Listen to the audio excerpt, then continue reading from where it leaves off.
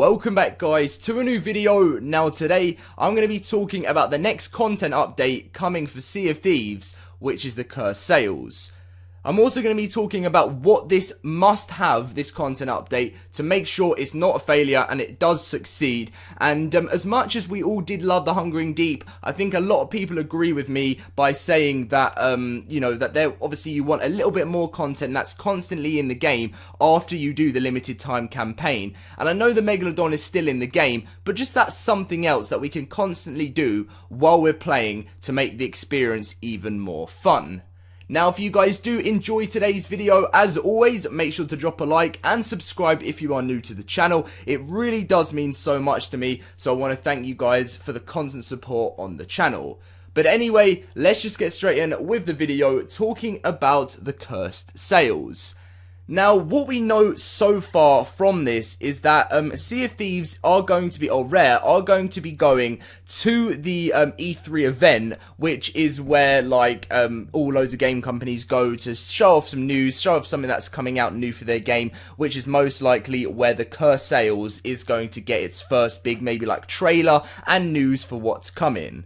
We know so far that we're getting a new ship type coming out with this, and it will be released sometime, as we saw in the roadmap, towards the end of June or sometime towards the start of July, but we'll probably get an official release date for that once they go to E3. So a new ship type, which people are hoping is going to be something in between a galleon and a sloop, or something bigger than a sloop, or a single player ship. They're the rumours so far. I don't know what it's going to be, but we know 100% we're getting a new ship type, and we also know, similar to the Hungering Deep, there will be new gameplay mechanics for all players and a new AI threat to challenge with new unique rewards to claim. Now that does sound absolutely amazing, but, you know, it doesn't round up enough to what we know is going to come out, which is obviously they're going to keep it a secret. But right now, I'm going to be talking about the things this must have to make sure it's a success. And let me know in the comment section down below as well what you guys think it needs, and if you agree with the points that I've said in today's video. So let's start off. So, the first thing I wanted to talk about is a longer campaign time with more things to do in it, basically.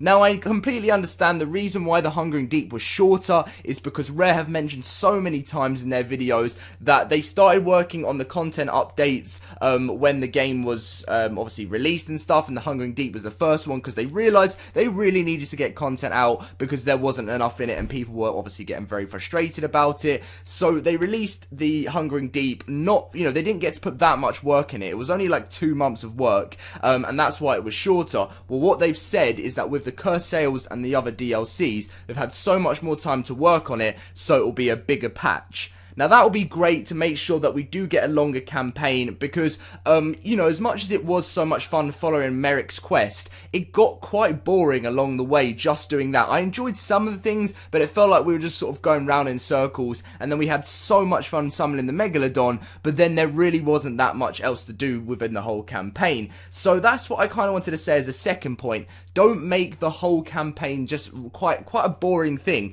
If it's going to be longer than it was the Hungering Deep to find the next AI threat, then maybe have something, building up to it that's exciting, not just, reading journals and stuff and moving to the next place just to find clues. I know you've got to do that sometimes, but that was the whole thing building up to finding the Megalodon. So maybe some more extra fun events and stuff to do throughout the new campaign that will most likely be released to find the new AI threat with the cursed sails. Now, there is potential that the cursed sails may not have a campaign. It could just literally be an AI threat and it works differently. But I think they will follow the idea of having this campaign mode as they got such great feedback from it. It was just that people said, we want more, we want more content. And it's kind of like as soon as this is over, we're straight back to the start, just with a Megalodon you can fight if you want to. Now, the next thing I was talking about is the new ship needs to be unique and be able to customize where you can put things in the ship. Now, that isn't just to do with the new ship added in.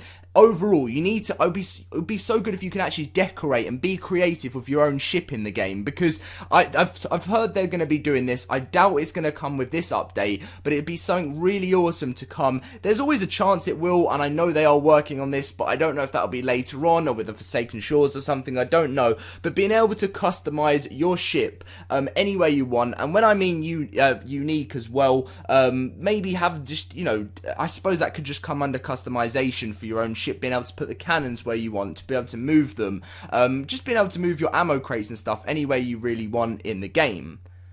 Now, the next thing is better rewards once you complete the campaign. Now, don't get me wrong, that figurehead from beating the Megalodon was a very expensive thing in the game. I think it was about 70,000. I could be wrong there. I think it was around about that to be able to buy. And you know what? That's great. I think it's got a big value to it. But a lot of people are thinking, I've just done all that and it took me like all day and all I got was a figurehead for it, which is an awesome one, but nothing really else that came with it. Like, people said, what if I do it again? Will I get gold? What else is there to look forward to fighting that, AI threat and moving on into the future? And I feel like that's, again, something they need. Better rewards. Obviously, maybe fighting the Megalodon, you get some gold already, you get a new figurehead, you get some new cosmetics, just different things that they could add in more and more and more would be great, because there were a lot of people complaining that just getting a figurehead for doing a lot of work in that day, fighting the Megalodon along with the whole campaign, wasn't enough for the reward. Let me know in the comment section down below what you think about that as well, definitely. Obviously, I want to hear what you guys think overall, but that was definitely the biggest one I wanted to get some feedback from you guys to see what you thought about the rewards within the game.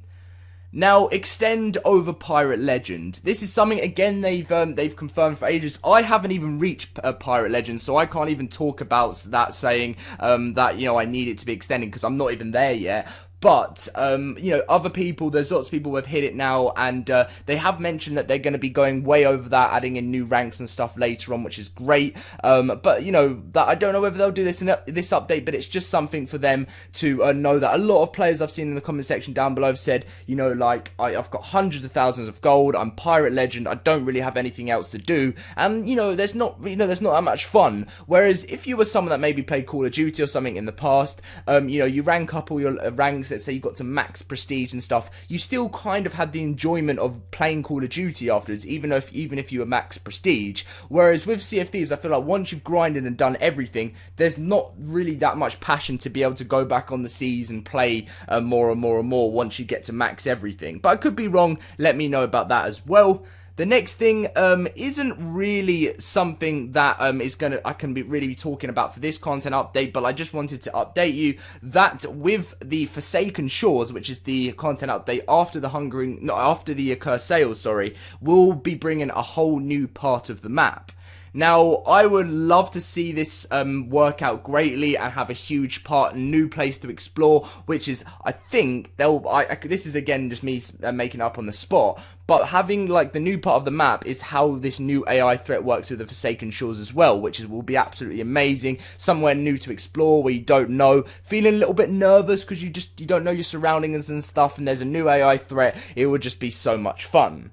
Moving on from that anyway, because that wasn't really part of what this video is meant to be about. This is about the Cursed Sails. Make alliances for crews. When you meet people on the sea, like with the Hungering Deep, it was great meeting new crews and stuff. I met some really funny people, and I'd love to do that again with the Cursed Sails, because with this speaking trumpet and everything, more crews seem to be coming together. And I've read through a lot of your guys' comments as well, my Sea of Thieves videos, saying that how much you love doing that, meeting new people and stuff.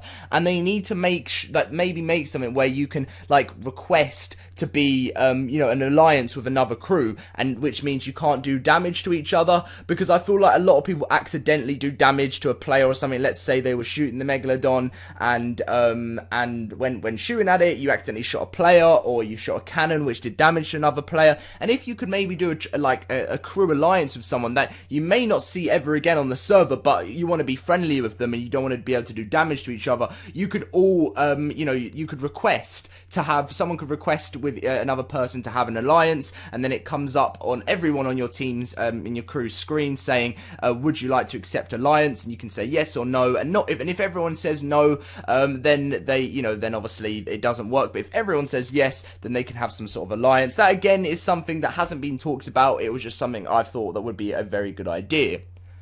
Now, another thing that I wanted to talk about, which I think is really going to be the last main thing, because which would be great for the curse sales. I don't think this will happen again. These are more things that I've thought about and Rare haven't really addressed. Is I've heard that they will be doing this, but possibly not with this one, which is more weapons in the game.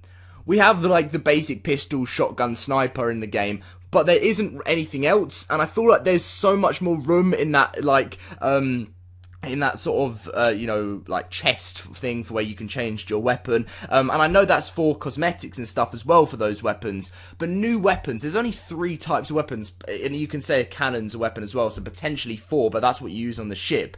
And to have some new stuff, I suppose you've got a sword as well. So, I'm talking more like, maybe you could have more sword, like more type of melee weapons in the game as well. Some sort of hammer, I don't know. Like, I'm going a little bit unrealistic there. But just more types of weapons in the game, I feel like would be absolutely great, and it's something that I feel like Rare should look forward to in the future. Now, let me know what you guys think about this in the comment section down below, and let me know if you are hyped for the curse sales. I'm really looking forward to getting some news at E3 that Rare are going to be telling us. Apparently, they're going to be at the Xbox booth, and that's where they're going to be doing their little, like, release of what's going to be coming out. What I do know is before the curse sales, there is going to be the next update, which will be going live this week. Well, obviously, it's the weekend now, so in the week, we'll be seeing the release of the first weekly events. Then the next update after that should hopefully be the curse sales, or maybe the week after. I couldn't tell you guys, but we'll get news at that at E3 in the next couple of days. Thank you for watching anyway, guys. If you did enjoy, drop a like on today's video, subscribe if you're new to the channel, turn on those notifications, and I'll see you guys in my next video. See you guys later, and I hope you did enjoy.